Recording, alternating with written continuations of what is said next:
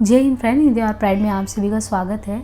Friends, यहाँ पे हम देखिए साधारणीकरण संबंधी जो यूजीसी नेट पेपर सेकंड है, उसमें जो आपका यूनिट थर्ड है जो कि साहित्य शास्त्र से संबंधित यूनिट है, उसमें जो टॉपिक पर डिस्कशन करने वाले हैं वो है साधारणीकरण से रिलेटेड टॉपिक। तो यहाँ पे देखिए, भावों का व्यक्ति विशेष से आबद्ध ना रहकर मुक्त हो जाना क्या कहलाता है?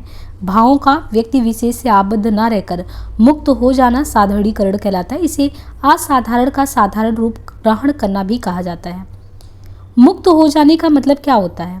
यानी भावों का व्यक्ति विशेष से जुड़कर मुक्त हो जाना क्या होता है? साधारणीकरण। इसे असाधारण का साधारण रूप ग्रहण करना भी कहते हैं। मुक्त हो जाने का मतलब है सबके लिए सामान्य हो जाना। साधारणीकरण से ही काव्य को पढ़ने, सुनने, देखने और होने वाले सहृदय की अनुभूति होती है कि रचनाकार ने उसकी अपनी भावना को ही व्यक्त किया है। सबसे पहले भट्टनायक ने साधारणीकरण का उल्लेख किया, जिसे व्यवस्थित ढंग से प्रतिष्ठित करने का श्रेय किसको जाता है?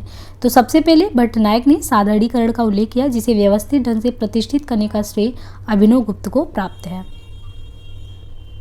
अब यहाँ पे सबसे पहले हम भट्टनायक के बारे में देखें। भट्टनायक ने अपने सिद्धांत भुक्तिवाद में घोषित किया कि काव्य में 3 व्यापार होते हैं, अभिधा, भावगत और भोजगत। तो भट्टनायक ने अपने सिद्धांत भुक्तिवाद में क्या घोषित किया है कि काव्य के कितने व्यापार होते हैं? अभिधा, भावगत और भोजगत। भावगत द्वारा विभाव आदि का साधारणीकरण होता है। साधारणीकरण से पड़ने वाले प्रभाव को निज मोह संकटता निवारण कहा गया है। इसका मतलब अपने स्व तथा पराय के पर के भेद के नाश से है। अपने सिद्धांत में इन्होंने सामाजिक के विषय में केवल यही कहा है कि इसी से भावगत व्यापार को निज मोह संकट निवारणकारी भी कहा जाता है।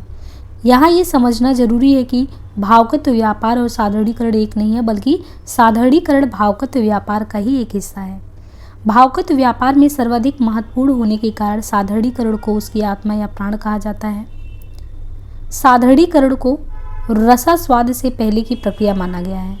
यानी जो साधारणीकरण है उसको क्या रसास्वाद से पहले की प्रक्रिया माना गया है। साधारणीकरण विभाव आदि को अपनी विशेषताओं से मुक्त कर आस्वादन के लिए तैयार करता है और इस तरह भावगत व्यापार स्थायी भाव को रस में रूपांतरित कर देता है।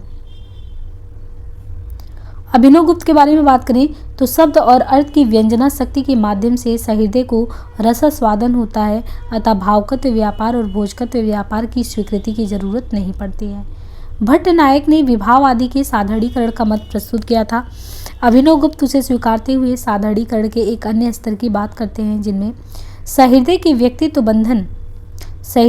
व्यक्तित्व बंधन की समाप्ति ये है। साधारणीकरण विभाव आदि के साथ साथ अस्थायी भाव का भी होता है और अस्थायी भाव के साधारणीकरण से भी विभाव आदि का साधारणीकरण होता है।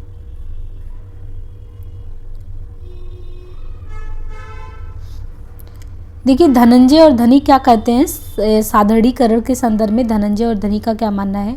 धनंजय ने साधारणीकरण के स्थान पर परित्यक्त विशेष शब्द का प्रयोग किया है। तो धनंजय ने साधारणीकरण के स्थान पर परित्यक्त विशेष शब्द का प्रयोग किया है। ये तो स्पष्ट है कि इसका आश्रय सामाजिक होता है, किंतु सामाजिक का आलम्बन किसे माना जाए, ये धनंजय की मूल चिंता थी। ऐसा नहीं है कि पूर्ववर्ती आचार्यों ने इस संदर्भ में कुछ नहीं कहा था।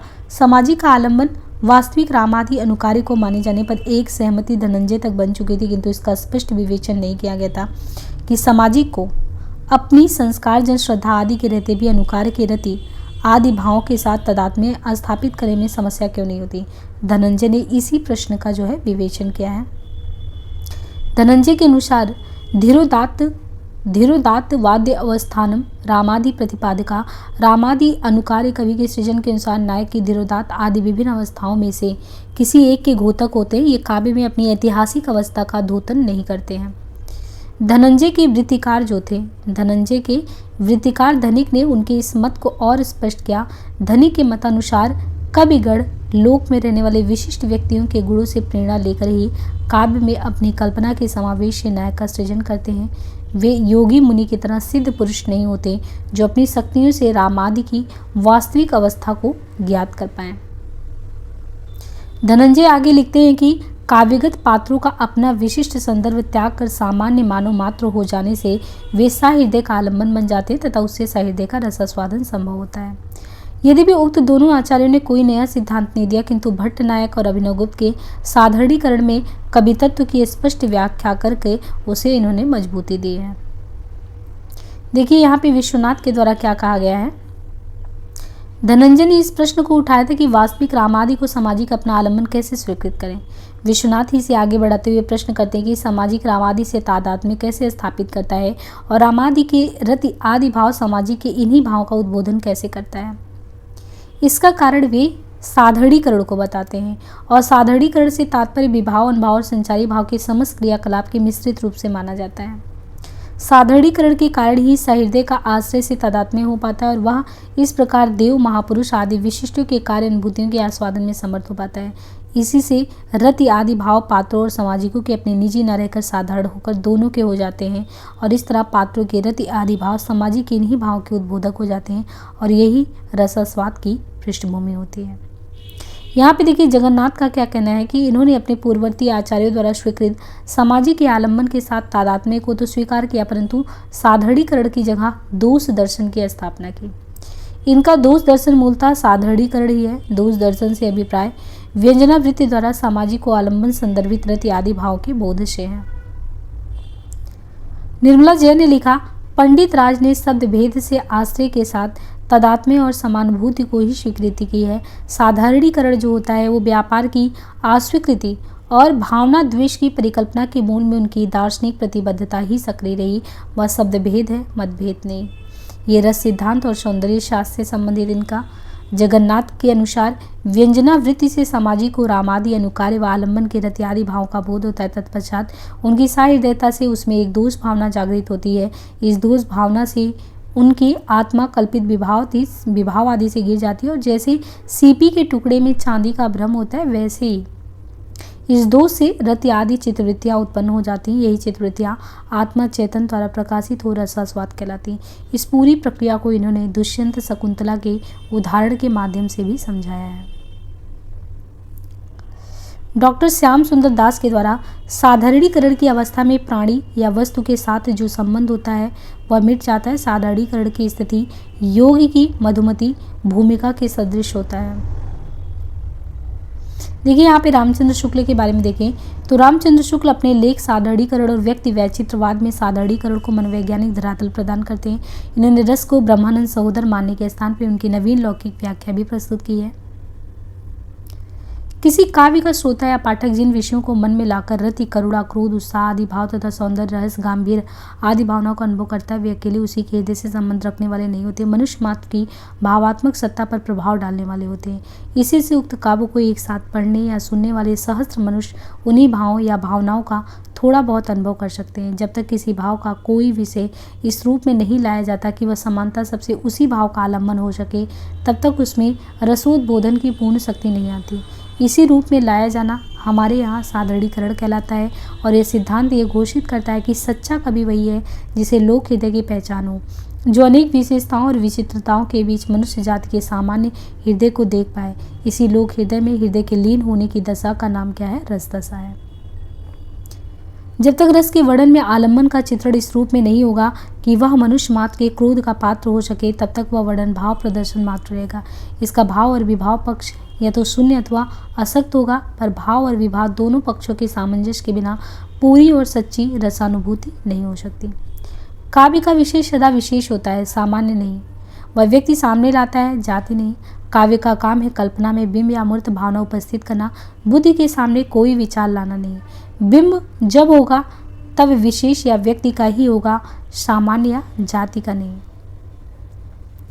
साधारणीकरण का अभिप्राय यह है कि पाठक या श्रोता के मन में जो व्यक्ति विशेष या वस्तु विशेष आती वह जैसे काव्य में वर्णित आश्रय के भाव का आलम्बन होती, वैसे ही सब साहित्य पाठकों या श्रोताओं के भाव का आलम्बन हो जाती है। जिस व्यक्ति विशेष के प्रति किसी भाव की व्यंजना कभी या पात्र करता है, पाठक या श्रोता की कल्पना में यह व्यक्ति विशेष उपस्थित रहता है।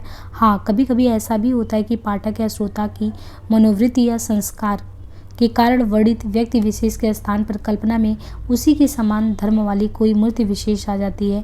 जैसे यदि किसी पाठक या श्रोता का किसी सुंदरी से प्रेम है तो श्रृंगार रस की फुटकल उक्तियाँ सुनने के समय रह रहकर आलम्बन रूप में उसकी प्रेयसी की मूर्ति हो उसकी कल्पना में आएगी। कहने की आवश्यकता नहीं है कि यह कल्पित मूर्ति भी विशेष व्यक्ति की ही होगी। कल्पना में मूर्ति तो विशेष की होगी, पर वह मूर्ति ऐसी होगी जो प्रस्तुत भाव का आलम्बन हो सके, जो उसी भाव को पाठक या श्रोता के मन में भी जगाए, जिसकी व्यंजना आश्रय अथवा जो है कवि करता है। इससे ये क्लियर होता है कि जो साधारणीकरण है वो आलम्बन तत्व धर्म का होता है। व्यक्ति तो विशेष ही रहता है, पर उसमें प्रतिष्ठा ऐसे सामान्य धर्म की रहती है जिसके साक्षात्कार से सब श्रोता या पाठकों के मन में एक ही भाव का उदय थोड़ा या बहुत होता है। विभाव आदि सामान्य रूप में प्रतीत होते हैं। इसका तात्पर्य यही कि रसमग्न पाठक के मन में यह भेदभाव नहीं रहता कि यह आलम्बन मेरा है या दूसरे का। थोड़ी देर के लिए पाठक या श्रोता का हृदय लोक का सामान्य हृदय इसमें हो जाता है। देखिए यहाँ पे जो साधारणीकरण है और व्यक्ति वैचित्रवाद शीर्षक निबंध के उक्त उदाहरणों के अलावा रस मीमांसा नामक अपनी पुस्तक में भी आचार्य शुक्ल ने लिखा है कि साधारणीकरण में आलम्बन द्वारा भाव की अनुभूति प्रथम कवि में होनी चाहिए, फिर उसके वर्णित पात्र में और फिर श्रोता या पाठक में। विभाव द्वारा जो साधारणीकरण किया गया वह तभी चरितार्थ होता है। इन्होंने रस की मध्यम कोटि का भी उल्लेख किया है। इसमें कहते हैं कि पाठक या दर्शक उसी भाव का अनुभव नहीं करता जो काव्य में आश्रय अपने आलम्बन को लेकर करता है, बल्कि व्यंजना करने वाले उस पात्र के प्रति किसी अन्य भाव को महसूस करता है। और यहाँ पे जो विवेचित करते हैं डॉक्टर नगेंद्र, ये तो कहते हैं कि रसवादी आचार्य के रूप में प्रख्यात जो डॉक्टर नगेंद्र वो आधुनिक काल में रस को विशद विवेचित करते हैं और रीति काव्य की भूमिका में उल्लेखित करते हैं कि साधारणीकरण का मतलब क्या होता है। साधारणीकरण का मतलब है काव्य के भावन द्वारा पाठक या श्रोता का भाव की सामान्य भूमि पर पहुंच जाना, दुष्यंत की शकुंतला के प्रति रति के भाव का उस अवस्था में पहुंच जाना कि यह रति शकुंतला के प्रति दुष्यंत की रति न रहकर वो पुरुष की स्त्री के प्रति साधारण रति मात्र रह जाए। भट्ट नायक और अभिनव गुप्त इसका निषेध भी करते हैं, क्योंकि कहते हैं कि हम दुष्यंत के स्थान पे अपने को और शकुंतला के स्थान पे अपनी प्रेयसी को देखने लगते हैं, क्योंकि एक तो अपनी रीति का प्रकाशन जो लज्जास्पद है